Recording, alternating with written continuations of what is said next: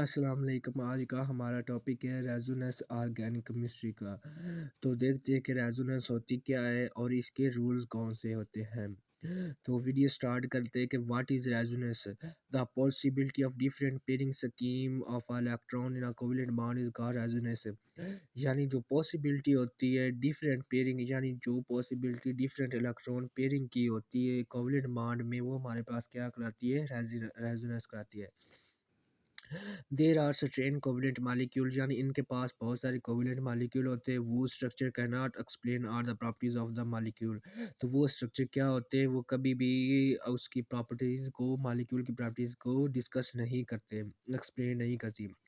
Uh number of a Lewis structure are written, तो उनके number of a Lewis structure हमें उनके written कर सकते हैं। Which can explain most of the properties of the molecule, तो जो लीवर स्ट्रक्चर है वो बहुत सारी मालिक्यूल की प्रॉपर्टीज़ को डिस्कस करता है। These liver structure are called is the resonance structure contributing are cuneiform। तो ये जो हमारे पास लीवर स्ट्रक्चर होते हैं उन्हें हम क्या कहते हैं, रेजोनेंस स्ट्रक्चर कहते हैं, कंट्रीब्यूटिंग या कोनिलियर फॉर्म्स कहते हैं। The actual structure is somewhere in between of these contributing structure and is called resonance hybrid structure। और जो एक्चुअल स्ट्रक्चर होता है इन दोनों के दरमियान, कंट्रीब्यूटिंग स्ट्रक्चर के दरमियान, उसे हम क्या कहते हैं, हाइब्रिड स्ट्रक्चर कहते हैं। Hybrid structure is always more stable than any of its contributing structure.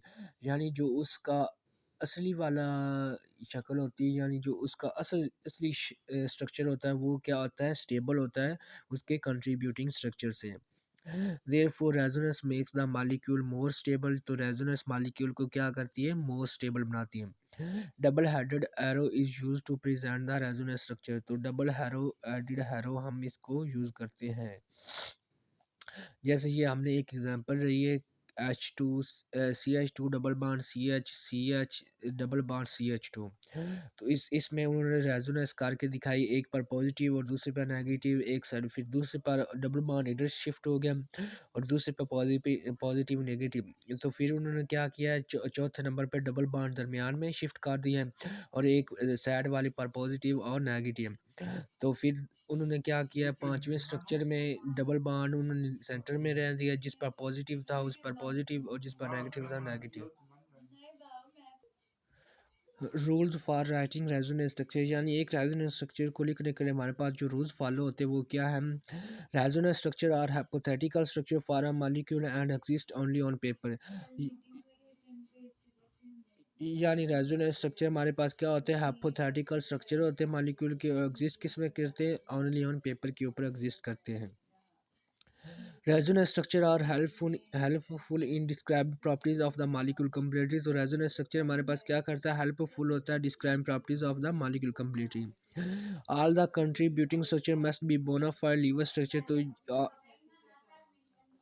जो कंट्रीब्यूटिंग स्ट्रक्चर होते हैं बोनाफाइड लीवर स्ट्रक्चर कराते हैं। For an instance maximum number of covalent bond for hydrogen must be one, तो maximum number of covalent bond hydrogen के ज़्यादा होते हैं।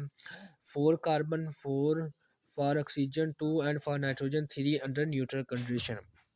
For positively charged carbon, it must be bonded to three carbon atom. For positively charged oxygen, it must be bonded to three other atom through covalent bond।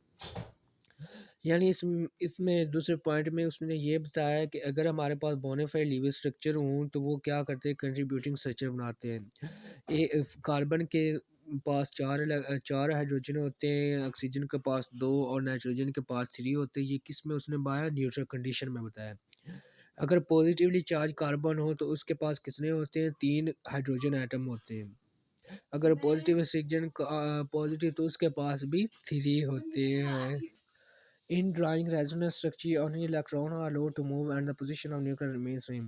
यानी तीसरा इसका rule क्या है कि जब हम रेजोनेंस स्ट्रक्चर को ड्रा करेंगे तो जो इलेक्ट्रॉन है वो एक जगह से दूसरी जगह मूव करेंगे, लेकिन जो न्यूक्लियाई की पोजीशन है वो उस तरह ही रहेगी। Number of unpaid electron in the uniform must mean the same, जो नंबर ऑफ अनपेड होंगे वो कभी भी यूनिफॉर्म में नहीं लिखेंगे।